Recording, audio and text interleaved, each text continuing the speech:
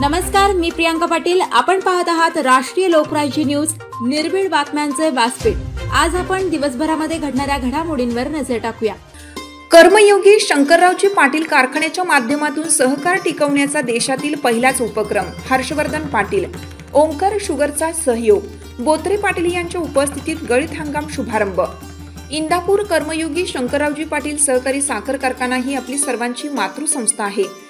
या संस्थेमुळेच इंदापूर तालुका सर्वांगीण क्षेत्रात अग्रेसर राहिला आहे. कर्मयोगी शंकररावजी पाटील कारखान्याच्या माध्यमातून व ओंकार शुगरच्या सहयोगातून सहकार टिकवण्याचा हा महाराष्ट्रातील नव्हे तर देशातील पहिलाच नाविन्यपूर्ण उपक्रम आहे. या सहयोगाच्या माध्यमातून सहकारातील शेतकरी कामगार टिकवण्याचे काम होणार असून शेतकऱ्यांच्या सर्व ऊसाचे वेळेवर गाळप व उच्चांकी भाव देण्यासाठी आम्ही कटिबद्ध राहू, अशी ग्वाही राष्ट्रीय सहकारी साखर कारखाना महासंघाचे अध्यक्ष, माजी मंत्री व कारखान्याचे अध्यक्ष हर्षवर्धन पाटील यांनी सोमवारी दिनांक 3 रोजी दिली. महात्मा फुले नगर बीजवडी येथील कर्मयोगी शंकररावजी पाटील सहकारी साखर कारखाना लिमिटेड सहयोगी Omkar sugar and distillery power private लिमिटेडचा सन 2025-26च्या 36व्या हंगामाचा बॉयलर अग्निप्रदीपन व गळीत हंगामाचा शुभारंभ हर्षवर्धन पाटील यांच्या हस्ते संपन्न झाला. यावेळी प्रमुख पाहुणे म्हणून ओंकार शुगर ग्रुपचे चेअरमन बाबूराव बोत्रे पाटील, रेखाताई बोत्रे पाटील उपस्थित होत्या. हर्षवर्धन पाटील पुढे म्हणाले, कर्मयोगी शंकररावजी पाटील व ओंकार शुगरचा सहयोग कोलॅबोरेशन सहकाराच्या सेक्शन 20 नुसार सहकार टिकवण्यासाठीचा पहिलाच नाविन्यपूर्ण प्रयोग आहे. त्यामुळे शंकररावजी पाटील कारखाना हा सहकारी राहणार आहे. सहकारातील कर्तव्य जबाबदाऱ्या कायम राहणार आहेत. ओंकार उद्योग समूहाचे प्रमुख बाबूराव बोत्रे पाटील यांना शेतकऱ्यांच्या प्रश्नांची जाण आहे. कष्टाने प्रामाणिकपणे त्यांनी शेतकऱ्यांसाठी कारखानदारी चालवली आहे. ते पुढे म्हणाले, चालू गळीत हंगामामध्ये कारखान्याकडे 32,000 एकर ऊसाची नोंद झालेली आहे. कर्मयोगी शंकररावजी पाटील कारखाना आपली मातृसंस्था आहे. श्रद्धेय शंकररावजी पाटील उर्फ भाऊंनी उभारलेल्या या मातृसंस्थेमुळे तालुक्यातील शेतकऱ्यांचे गेली 35 वर्ष संसार प्रपंच यशस्वीरित्या मार्गी लागले आहेत. त्यातून शेतकऱ्यांची सर्वांगीण प्रगती झाली आहे. त्यामुळे कर्मयोगी शंकररावजी पाटील कारखान्यास गत वैभव प्राप्त करून देण्यासाठी आपण सर्वांनी एकत्रित मिळून काम करूया. केंद्र सरकारने इथेनॉलचे आगामी हंगामासाठी 1050 कोटी लिटरचे टेंडर काढले आहे. त्यामध्ये तब्बल 650 कोटी लिटर इथेनॉल कोटा हा साखर उद्योगासाठी दिलेला आहे. केंद्रीय सहकार मंत्री अमित शाह यांनी घेतलेला हा निर्णय स्वागतार्ह आहे. तसेच साखरेच्या किमान विक्री दरात वाढ करावी असा प्रस्ताव मुख्यमंत्री देवेंद्र फडणवीस यांनी राज्य शासनामार्फत केंद्र सरकारकडे पाठवलेला आहे. शेतकऱ्यांनी AI तंत्रज्ञानाचा वापर करून कमी उत्पादन खर्चात अधिक उत्पन्न घेणं ही काळाची गरज आहे. शेतकऱ्यांनी आपला सर्व ऊस कर्मयोगी कारखान्याला गळीतास देऊन सहकार्य करावे, असे आवाहनही यावेळी हर्षवर्धन पाटील यांनी केलं. ओंकार शुगर समूहाचे चेअरमन बाबूराव बोत्रे पाटील भाषणात म्हणाले, आजपर्यंत साखर कारखाने हे भाडे तत्वावर किंवा लीजवर घेतले जात होते. परंतु कर्मयोगी शंकररावजी पाटील सहकारी साखर कारखान्याशी सहयोगी तत्वांचे हे रोल मॉडेल महाराष्ट्रातील नव्हे तर भारतातील पहिलाच यशस्वी प्रयोग आहे. हे रोल मॉडेल सहकार क्षेत्रातील नवसंजीवनी ठरणार आहे. मी शेतकऱ्यांचा मुलगा आहे. ओंकार शुगर ग्रुपच्या माध्यमातून दररोज 1,05,000 मेट्रिक टन ऊसाचे गाळप, आसवानी प्रकल्पातून 20 लाख KPL उत्पादन, कोच जन प्रकल्पातून 240 मेगावॅट वीज निर्मिती केली जात आहे. तर 8 लाख शेतकरी संबंधित आहेत. शेतकऱ्यांच्या ऊसाचे 15 दिवसात पेमेंट, ऊस वाहतूकदारांचे व कर्मचाऱ्यांचे प्रत्येक महिन्याला पेमेंट हे ओंकार शुगर ग्रुपचे ब्रीदवाक्य आहे, असे बाबूराव बोत्रे पाटील यांनी भाषणात नमूद केलं. प्रास्ताविक जितेंद्र माने यांनी केलं. या प्रसंगी सत्यनारायण पूजा कारखान्याचे संचालक सतीश व्यवहारे व अलका व्यवहारे या उभयंतांच्या हस्ते करण्यात आलं. यावेळी इंदापूर तालुक्यातील पदाधिकारी, कार्यकर्ते, संचालक मंडळ, ऊस तोडणी वाहतूकदार तसेच कार्यकारी संचालक विजयसिंह शिर्के, जनरल मॅनेजर रणजित तावरे, अधिकारी, कर्मचारी व सभासद शेतकरी मोठ्या संख्येने उपस्थित होते. सूत्रसंचालन नितीन भोसले तर आभार संचालक भूषण काळे यांनी मानलं. जिल्ह्यामध्ये उच्चांकी दर देऊ, बोत्रे पाटील. कर्मयोगी शंकररावजी पाटील सहकारी साखर कारखाना सहयोग sugar and distillery power private limited ऊस देऊन शेतकऱ्यांनी सहकार्य करावे. चालू हंगामामध्ये 14 लाख टन ऊस गाळपाचे उद्दिष्ट पूर्ण केल्यास शेतकऱ्यांच्या ऊसाला पुणे जिल्ह्यामध्ये उच्चांकी दर देऊ, असे ओंकार शुगर्सचे चेअरमन बाबूराव बोत्रे पाटील यांनी नमूद करताच शेतकऱ्यांनी टाळ्यांचा कडकडाट केला. महात्मा फुले नगर बिजवडी येथील कर्मयोगी शंकररावजी पाटील सहकारी साखर कारखाना लिमिटेड सहयोग Omkar sugar and distillery power private लिमिटेडचा गळीत हंगामाचा शुभारंभ हर्षवर्धन पाटील यांच्या हस्ते संपन्न झाला. यावेळी ओंकार शुगर्सचे चेअरमन बाबूराव बोत्रे पाटील उपस्थित होते. आज कर्मयोगी साखर कारखान्याचा 36वा गळीत हंगाम सुरू झालेला आहे. यावर्षी 14 ते 15 लाख मेट्रिक टनाचे गाळपाचं उद्दिष्ट आम्ही ठरवलेलं आहे. आम्ही सहयोगी तत्वावरती या संदर्भातला संचालक मंडळाचा आमचा त्या ठिकाणी विचार चालू आहे आणि त्या पद्धतीने यशस्वी गळीत हंगाम होईल. आता महाराष्ट्रामध्ये बऱ्यापैकी साखर कारखाने आता गळीतासाठी यायला लागलेले आहेत. यावर्षी साधारणतः 110 ते 120 लाख मेट्रिक टनापर्यंतचं उत्पादन महाराष्ट्रामध्ये होईल असा अंदाज आहे.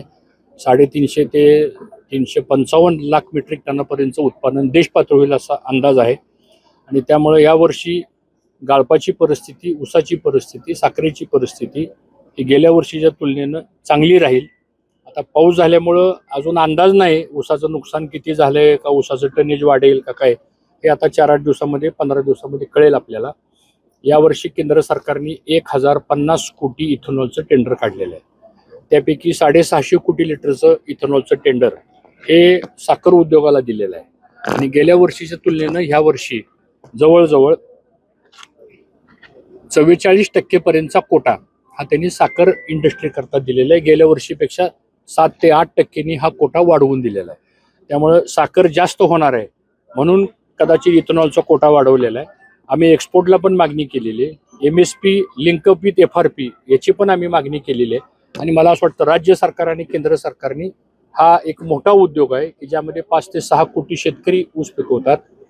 साधारणतः 2 ते 2.5 लाख कोटीचा टर्नओव्हर ह्या उद्योगाचा एका सीझनमध्ये होतो.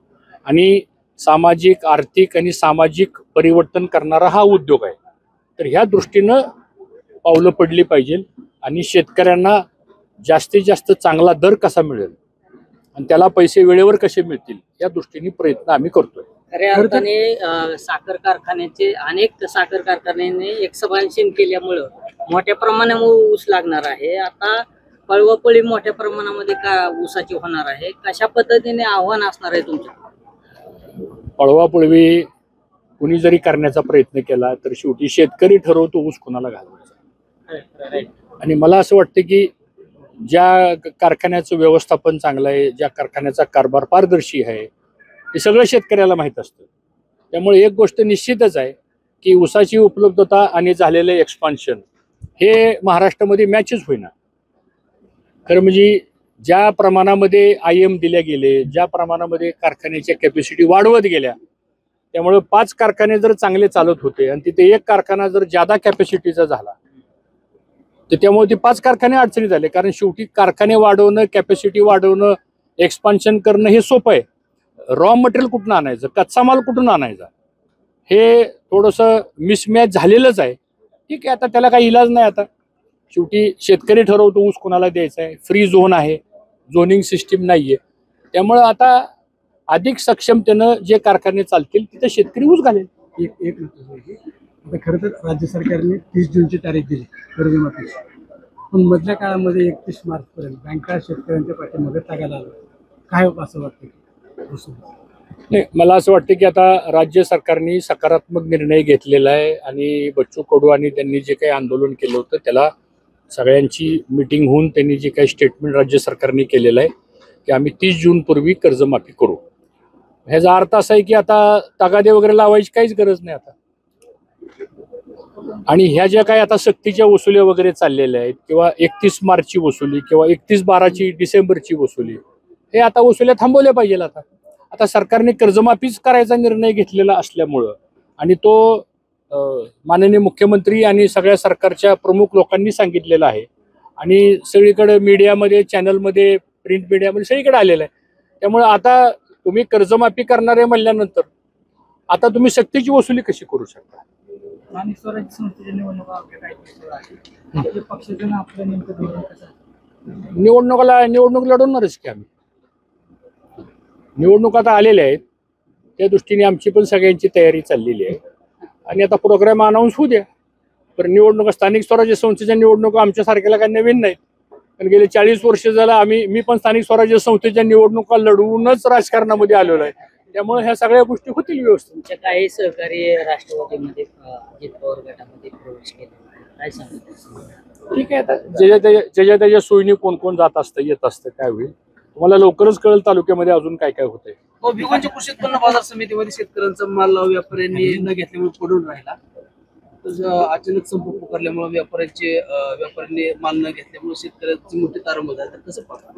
नाही, मी ती पण माहिती घेतली. खरं म्हणजे मला अतिशय दुःख झालं, कारण आपल्या इंदापूर कृषी उत्पन्न बाजार समिती किंवा भिगवणची जी बाजार समिती जी आम्ही पूर्वीच्या काळामध्ये जी सुरू केली होती ती त्या भागातल्या शेतकऱ्यांना न्याय देण्याकरता, आणि म्हणून अशा प्रकारचे प्रसंग शेतकऱ्याचा माल न घेण्याचे मार्केट कमिटीमध्ये होऊ नये.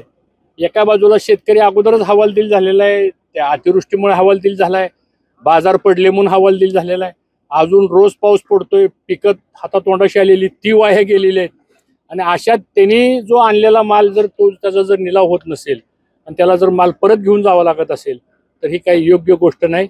आम्ही त्या मार्केट कमिटीच्या लोकांशी पण आम्ही बोलू, कारण शेवटी ह्या शेतकऱ्यांच्या संस्था आहेत, त्यांची काय अडचण आहे ती बी आम्ही समजून घेऊ. पण कुठलाही शेतकरी माल घेऊन आल्यानंतर त्याला परत पाठवणं मला असं वाटतं हे चुकीचं आहे, ते घडू नये आणि त्याची माहिती घेऊ आम्ही.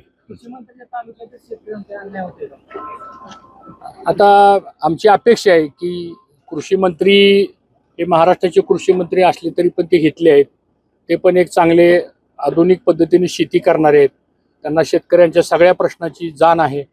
त्यामुळं आमची अपेक्षा अशी आहे की जास्तीत जास्त शेतकऱ्याला लाभ आम्हाला कृषी मंत्र्यांच्याकडून होईल अशी आमची अपेक्षा आहे. ही मी जाहीरपणानं त्यांच्यासमोर भाषणामध्ये सुद्धा बोललो होतो. त्यामुळे त्यांनी तालुक्यातल्या शेतकऱ्याला जास्तीत जास्त मदत कशी होईल हे करावं. पुणे जिल्हा प्रतिनिधी संतोष भरणे.